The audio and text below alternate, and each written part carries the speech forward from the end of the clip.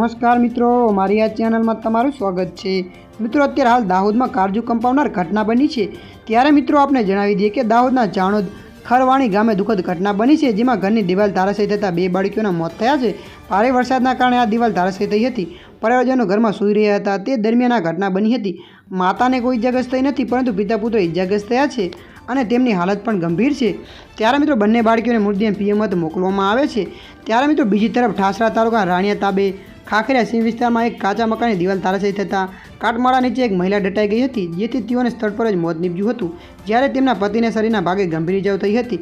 આ ઘટના બનતા આજુબાજુના લોકો દોડી આવ્યા હતા, તેમજ કાટમાળા ખસેડીને બહાર કાઢીને કામગીરી હાથ ધરી હતી, જેમાં પતિની સારવાર માટે હોસ્પિટલ લઈ જવામાં આવ્યો છે। ત્યારે મિત્રો હાલ માટે આટલું। મળીશું નવા અપડેટ સાથે। જો વિડીયો તમને પસંદ આવે લાઇક, શેર અને સબસ્ક્રાઈબ કરી નાખજો। ધન્યવાદ।